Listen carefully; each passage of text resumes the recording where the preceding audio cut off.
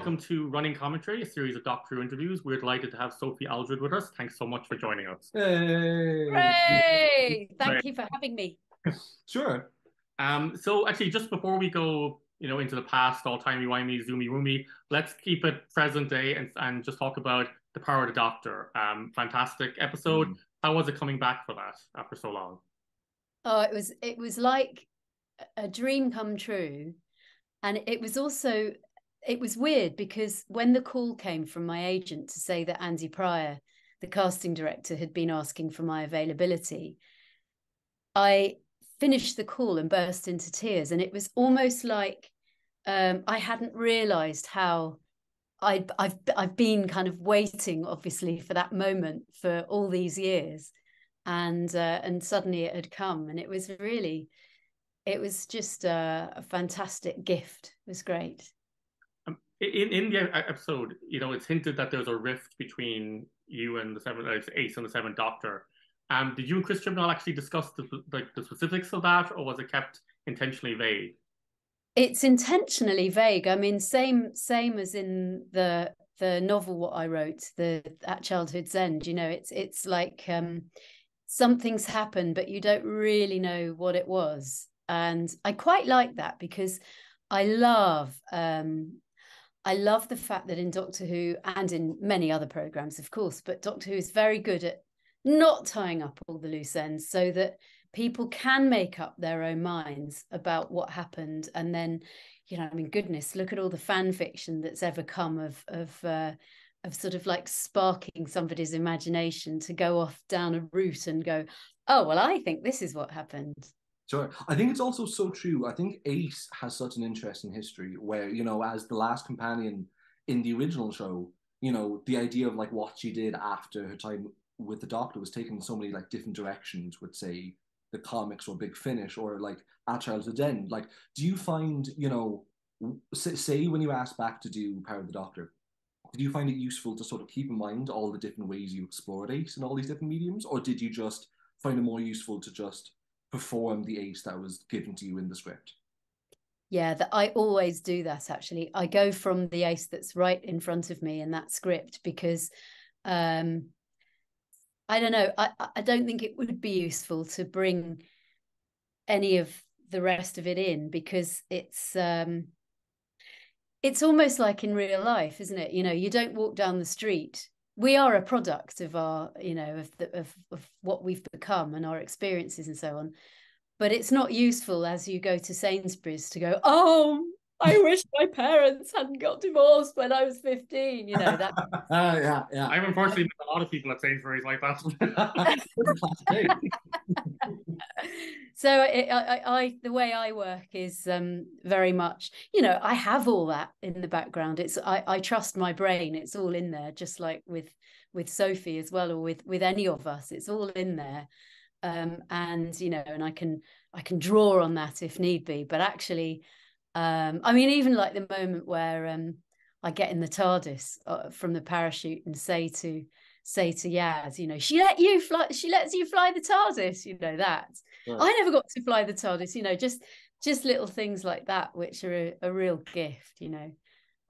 Drawing on a million kind of conversations you probably had with the Seventh Doctor along the way, kind of. Exactly. And, yeah, that's right. And then it leaves it for the audience to only imagine all the arguments that there've been, oh, come on, let me do it. I can, honestly. No, Ace, you're not responsible. No, honestly, I won't, all that. You can imagine that whole domestic scene going on. Yeah. In Childhood's End as well, you thread the needle nicely of having multiple timelines, which is something that's very in vogue at the moment with like multiverses and stuff. Sure. But so Ace is an open book in that she can go anywhere because there's so many different contradictory versions, but they all kind of make sense. Was that something you're thinking about as you're reading it? I really wanted to do that because, as you say, people have taken Ace off in so many directions, right from the Virgin New Adventures and Big Finish, obviously, is a really big case in point. And I mean, I end up there being given a script and reading it through going, oh yeah, this is Ace aged about so she could still be 16-year-old Ace that I'm playing, or she could be Power of the Doctor or At Childhood's End Doctor, you know, sort of more reflective, more. It always comes from the script. But yes, in At Childhood's End, I really wanted to go some way to explaining Ace's timeline and the way that it's not. There's in fact, I was doing some clearing out the other day and I found this. Where is it? Somewhere around here, probably. I found this brilliant timeline that a fan in Wales had sat down and he had literally written Ace's timeline. He'd put all Big Finish in there. He'd put the comic strip, you know, he'd put everything in there. I mean, I think now this was quite a few years ago. So now I don't know whether it would be possible. Two more. Yeah. But, you know, for people like that, it's great because, you know, people do want to explain, oh, hang on a minute, because it's not a normal timeline, for example. Sure. She's not, you know, getting born, going to school, finding a boyfriend or girlfriend, going and getting married, and then having a middle age and going, you know, and then popping off. It's not like that with Ace. It's funny because you mentioned the Virgin like New Adventures. I think it's so funny when you look at like all the different, I guess, the mediums that Ace has been in, like novels and audio and stuff, that like what you're able to do, like what sort of story tonally that you're allowed to do with Ace has meant that she's explored so much in terms of like lighter stories and darker stories. Do you have a preference on like what type of story tonally that you like to explore Ace with? Not at all. I think I'm what they call sanguine in the temperaments way. Like a bit like a butterfly. So, you know, I'll think, oh yeah, this is great, this is fantastic, and then the next one will come along and go, oh, that's great. I like variety. So I mean, right back in the day, I loved it when, for example, Ace has a very heavy story like Curse of Fenric or Survival, but there's also Battlefield in there where she's still jumping up and down and shouting wicked and chucking Nitro 9 around, you know. So variety is the spice of life, isn't it?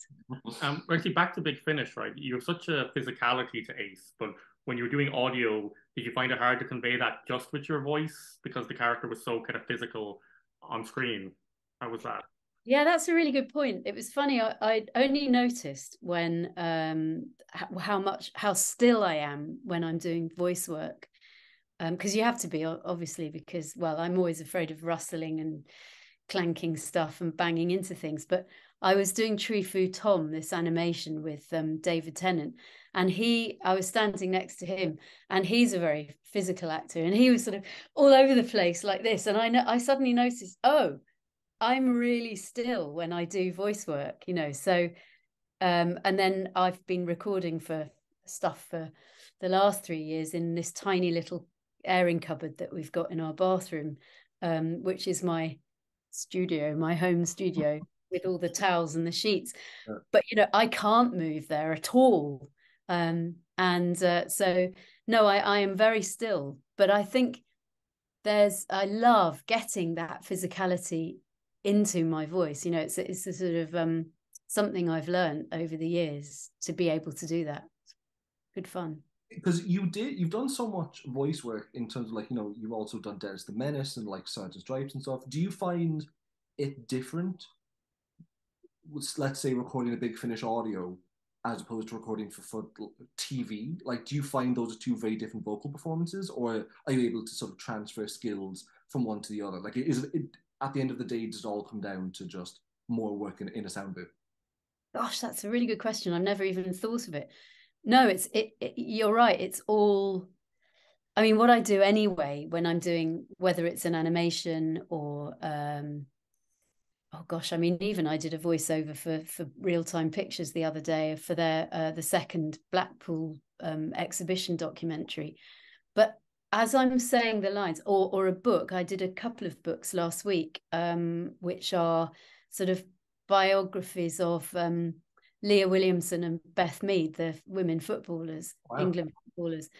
And whenever I'm reading, I don't know, I can see where I am or see where they are. Or so yes, I'm sort of I'm visual in my mind.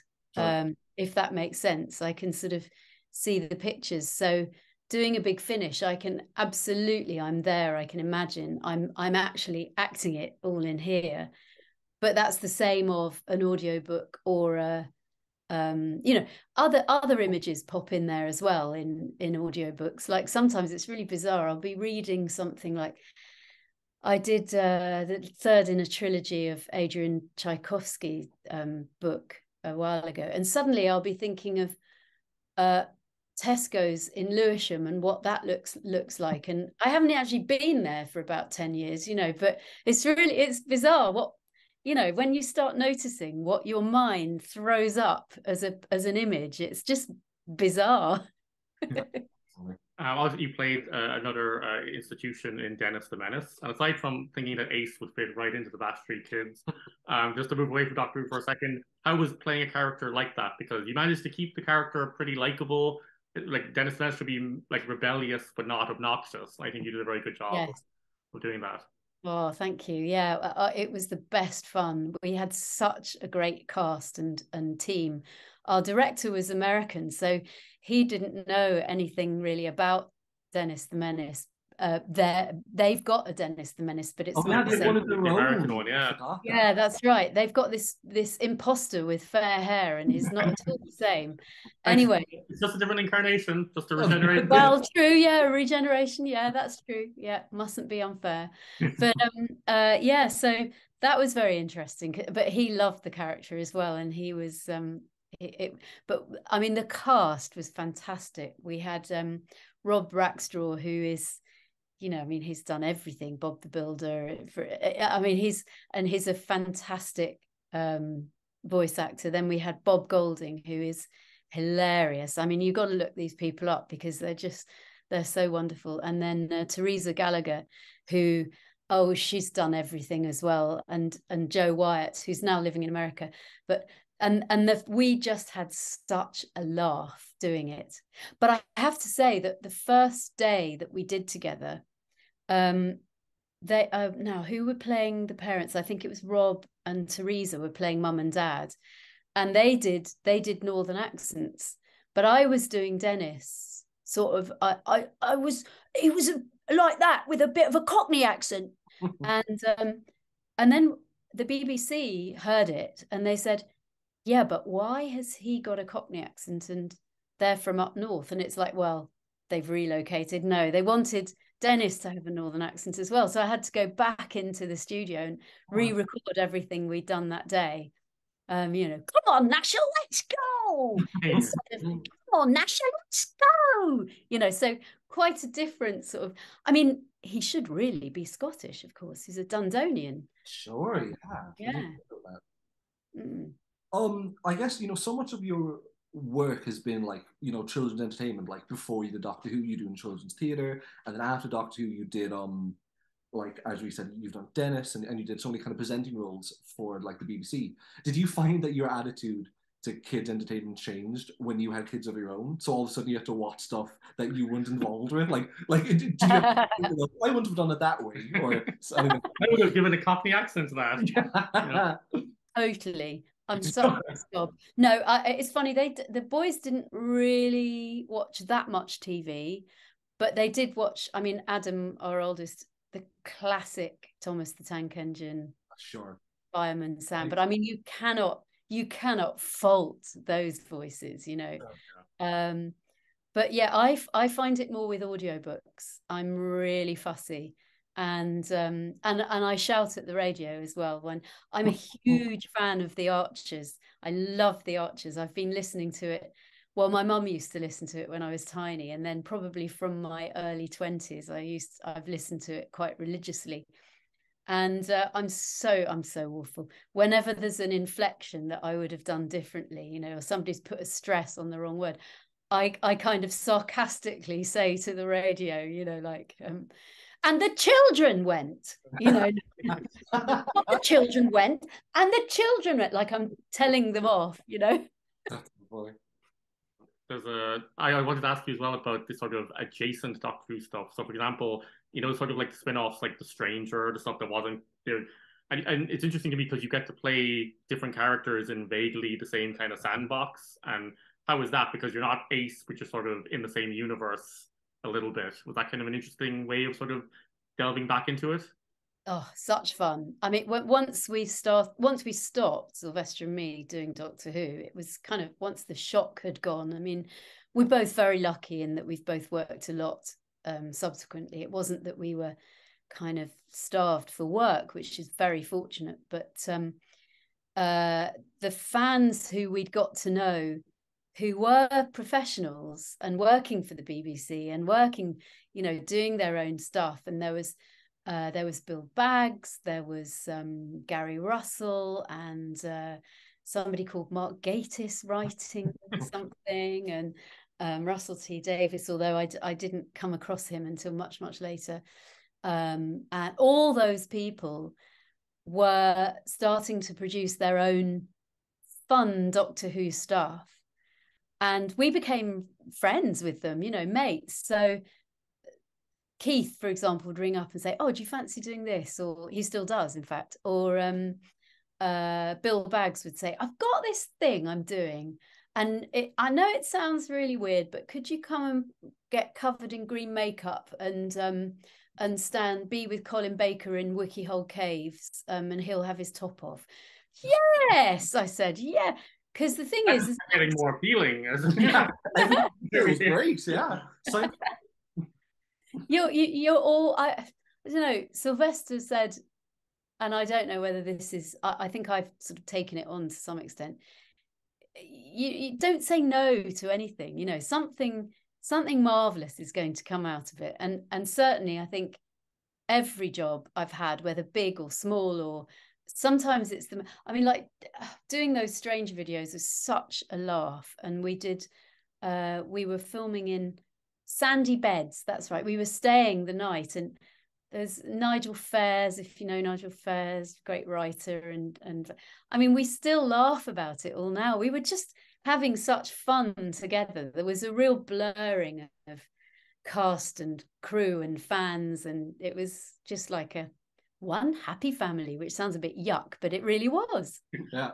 You mentioned, you know, obviously when the show was cancelled in 1989, there were talks of you being in the TV movie, the Paul McGann. Was there any truth to those rumors that you were, and how do you think Ace would have handled the regeneration into the Eighth Doctor? Well, I think, I mean, I didn't dare to even think of it really, because Philip Seagull, who was the showrunner, you'd call him now, when I met him, he said to me, "Oh, I'm so sorry that we weren't able to put Ace in." And it was like, oh, he even knows who Ace is. You know, I was so surprised. So I wasn't expecting it whatsoever. And in fact, Sylvester now says that, in fact, he doesn't really think it was a very good idea to have him in it, even though I thought he was brilliant in it. And he looked just right as well. And his TARDIS was brilliant. Because it was too confusing for a new American audience, which is the audience they were trying to attract. As for him regenerating into Paul McGann, I think I could have coped with that. It was really funny, you know, because I did Paul McGann's Myth Makers a few years ago, and I was interviewing him, and we've known each other for a long time and done lots of conventions together and things. And I said to him, I said, "So did you watch Sylvester's Doctor then? Because you knew him when you were younger." And he says, "Oh yeah." He said, I watched you and Sylvester. In fact," he said, "I turned to my brother and I said, 'Do you think she's married?'" And I said, and I was like, I said, "Oh, well, funny you should say that, because there was me at like roughly the same time, maybe a couple of years before, in my squat in Lewisham watching The Monocled Mutineer on TV, and literally crying. This doesn't happen to me very much, but I cried because I thought, he's so beautiful and I will never ever meet him. A testament shared by, I think, a lot of people. Yeah. And that, Yeah. that's so funny. I think it was just announced recently that, you know, Bonnie Langford is coming back to do a further episode in the show, and like that's come bouncing right off the the companion support group scene of the Doctor, and like, is there a buzz felt amongst like all the companion actors that like everyone seems to be getting another chance to come back and sort of play around in the Doctor Who world again? Yes, for sure. I mean, we're all on the hot wire to each other. The hotline, not the hot wire, but hot wire. And it was funny because I saw the thing about Bonnie, and I thought, rats, and I noticed how jealous I felt, even though I had such a big slice of the cake in Power of the Doctor. And I texted her and said, wow, congratulations, it's so brilliant. I'm really jealous. And she said, oh, thank you, it was so much fun. And she said, well, maybe they'll have us back together at some point. And then I saw Louise at a signing in Hoylake a few months ago, and she said, wow, well done in the Power of the Doctor. She said, I was so jealous. So we're all thrilled for each other, but really jealous as well, because we all want to, we do it forever, it's such good fun. Great. I wanted to ask you just as well about the badges on Ace's jacket, which you had a big part in, that they were like actual badges that you added to it. But as a huge Jerry Anderson fan, I just wanted, there's two Jerry Anderson badges, there's a Thunderbirds and there's a Fanderson thing, and I was wondering about the origins of adding the badges to the jacket there. Oh, that's great. Yeah, I'm glad you spotted those. Well, when I arrived at the read-through, Andrew Cartmel said to me afterwards, hey, he said, I love what you're wearing. Do you think Ace would wear that sort of thing? And I was wearing some kind of army shorts, stripy socks, Doc Martin boots, stripy t-shirt. And so I sort of took that as carte blanche to go and design my own costume. So I looked at some pictures from the Face magazine of these girls clubbing, very trendy girls. And it was around that, do you remember the Beastie Boys and girls, teenage girls were, and boys actually, were nicking car badges, BMW and Mercedes badges off cars and putting them around their necks on big chains. And I thought, suppose we better not have that. But I thought, yeah, I think Ace is a kind of one of these type of girls, baseball cap on the wrong way. And one of these girls in this picture had a puffy jacket with safety pins, badges. I thought that would be a great look. And I took this in to show the costume designer. He said, yeah, I love it. Let's go. So we went up into town, bought this thing from Millets, I think, this jacket, just like an army surplus thing, or a flight jacket. And then we bought these patches on Oxford Street. And then I said, oh, I got loads of badges, I'll bring them in. And I thought, I know, I'm going to put some ones that mean something to me.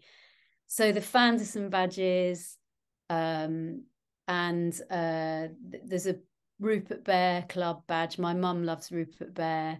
There's a camel, which she gave me. There's all sorts, Charlton Athletic, which I had to explain why. When she comes from Perivale, does Ace support Charlton Athletic, the other side of London? I did that at Childhood's End. And then the big one was the Blue Peter badges. And that came from, that was prompted by, when I got the part in Doctor Who, I was doing Fiddler on the Roof up in Manchester at the Opera House. And one night I went out to a club with a friend, and there was a guy up at the bar, and he was wearing one of those black nylon jackets, and he had a Blue Peter badge on it. And I said to my friend, oh, I wonder how he got his Blue Peter badge, because I've always loved Blue Peter. Got loads of annuals up there, actually. And my friend said, go and ask him. So I went up and I said, I love your jacket with the Blue Peter badge. Where did you get it? And he said, oh, it's a bit of a cheat, actually. I work on the programme. I said, what do you do? He said, oh, I'm a dresser. And we chatted, and then the weirdest thing happened.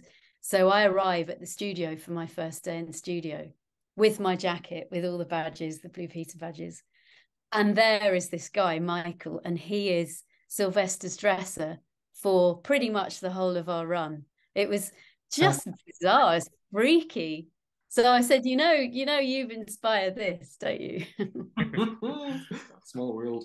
You mentioned Andrew Cartmel as well, and sort of in fan lore, the Cartmel master plan is something that people are aware of now. Was that ever actually discussed while you were making it? Was there, no, nothing like that? No, it was something I think that the fans really, they molded it into during the wilderness years when there was nothing to do except think about the past and hope for the future. Doctor Who fans kind of, I think, built this thing into this Cartmel master plan. But I was at Mythmakers Live in January, and Ben Aronovich was there. I watched his interview because it's really interesting nowadays for me to watch people's interviews. I love listening to them, how they came up with things. And Ben was brilliant. And he said that, no, there was really no Cartmel master plan. It was him and Andrew, who were great friends, messing about with some ideas. And then, of course, they got to do them in The Big Finish, The Lost Stories. So we actually have brought that into fruition. But I think Andrew quite likes the idea. And certainly he did have a brilliant sense of a direction in which Doctor Who was going. And he and Sylvester had created this idea of the Doctor being more than just a Time Lord, and this sort of, I don't know, slightly like the Holy Trinity idea, and very interesting ideas. But for me, that all went completely over my head while we were doing it. Sylvester probably kind of knew a little bit more about it, but not me. I think it's so true what you said about like their vision for like Doctor Who in the future, because I think it's so funny when you look at Survival and then you watch like the first episode of like the Eccleston run, Rose, how like even though they were made with such a time difference in between, they absolutely feel like the same show. Like so much of the sensibilities at the end of your time on the show is absolutely what was used as the foundation for the show today, and that still sort of rings true like almost 20 years after that started. It is amazing, isn't it? And I think Russell was absolutely brilliant that Doctor Who comes back. The fans obviously are concerned because they want it to be really good, with nods to the past. But also the main thing is he's got to attract a whole new audience to Doctor who maybe have not heard of it, or who, oh yeah, that thing that was on years ago.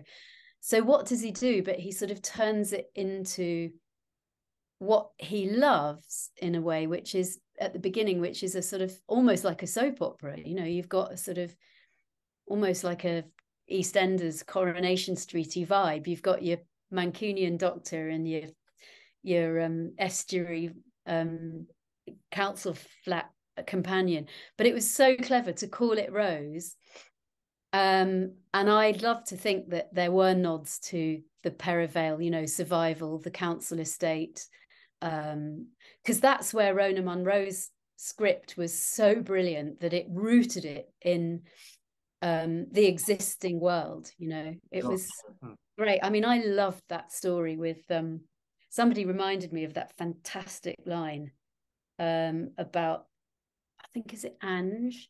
And it's a friend of Ace's who's collecting for animal rights outside a charity shop, and she says, "Oh yeah, either she's died or gone to Birmingham." That's actually very modern Who. I know, famous line actually. Yeah, those sorts of, and I think that's right in the same kind of vibe as Rose. Well, especially because like you mentioned Rona, and like, were you excited like when word reached you that Rona was brought back to write an episode for the Capaldi years? She'd like the Eaters of the Light with in season 10. Like that must have felt a little gratifying to be like, yeah, we were onto something back then. Yes. Like people who were contributing their creative voice to the show were actually tapped into something like that could last still.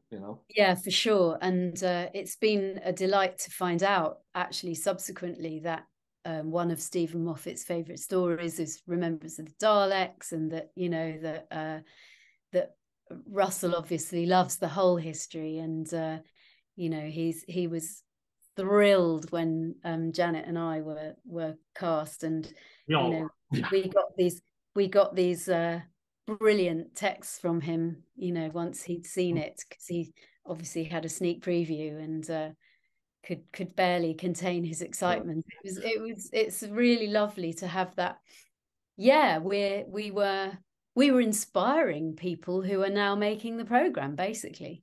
Yeah, I was just thinking that like Rose does feel like a continuation of Ace, and even the character arc. Like you had a character arc in the classic series that was quite unique compared to some of the other companions.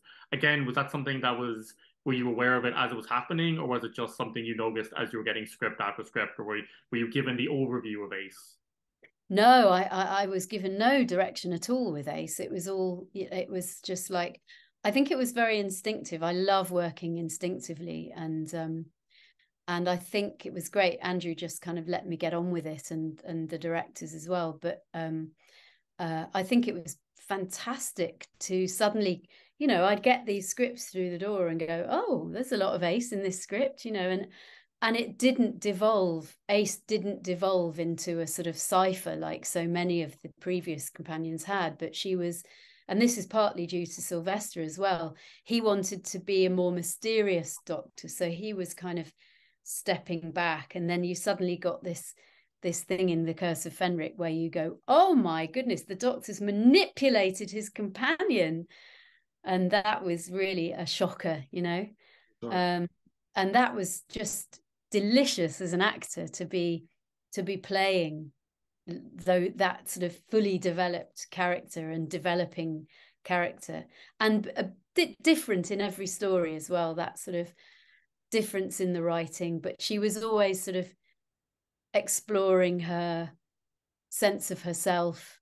And Ace is funny because they always say, oh yeah, Ace was such a tomboy, and you know, she beat up a Dalek with a baseball bat, she was always chucking Nitro 9 around. But the other side of her character was that she was actually, and not just the scared of clowns bit, but I was thinking about she's very vulnerable as well. So like, for example, even in Remembrance of the Daleks, you know, she falls in love with Mike, and then she's absolutely heartbroken because she's got a very strong moral compass. Ace has, for all her, you know, she's always asking the Doctor, you know, oh, we did good, didn't we, at the end of Remembrance of the Daleks? And I think that that's a really good tone for Ace's character. She is always questioning, you know, are we doing good here? Have we done? And I think, going back to what we were talking about earlier, I'd like to imagine that that was what had made her leave the Doctor, was that he'd just gone too far. Yeah. Sure. Because even in, like, as you said, that sort of combative relationship could be echoed later in, like, Capaldi and Jenna Coleman's characters as well. Exactly. But when you said vulnerability, yeah, I always think of, like, Ghostlight, where the trauma of her past is actually quite present with her in that story. And as you said, she's not cartoonish. There's a real person there. Yeah. Yes, exactly.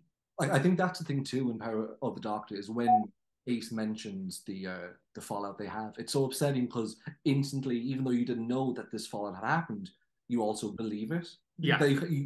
Of anyone who could left the Doctor and then never speak, out of bad circumstances and never speaking again, almost by choice, you do almost believe it's Ace in that moment, which is what's so sad and compelling about it. Is you watch it and you're kind of like, oh no. I was actually heartbroken to think that they had a schism, actually.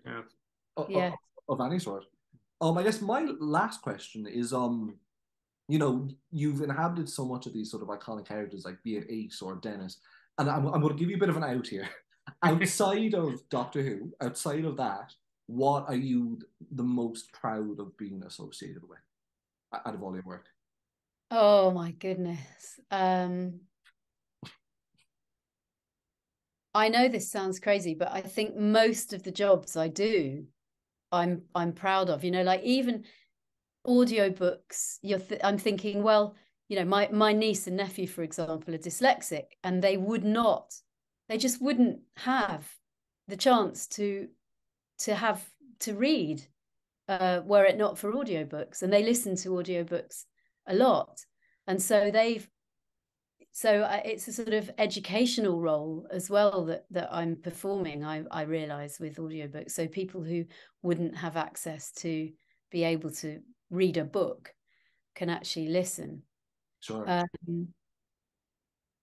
And I think all the educational stuff that I ever did, I suppose I'm heading down that track, the sort of educational side of things. I was at a thing in Leicester at the Space Centre this weekend, and several people came up and said, you taught me to read and write with words and pictures.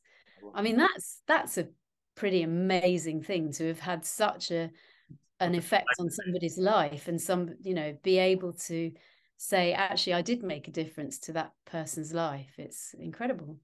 Just as long as you don't teach them how to make nitro 9, we're all good. Yes. Nobody gets that recipe, don't worry. My final question is kind of a facetious one, really, but I'm assuming you've always asked, outside of Cecil McCoy, who your favorite doctor is. So I'm going to ask, who would be your favorite other companion? Now, I know you know these people. This could be getting into murky waters here, but do you have a favorite companion outside of your own tenure? Oh my goodness. I mean, I do love them all, but I suppose it's like, who would go well with Ace? Sure. And I don't know, maybe Rose is much more emotionally kind of mature than Ace. You know, she talks to a Dalek rather than beats it up.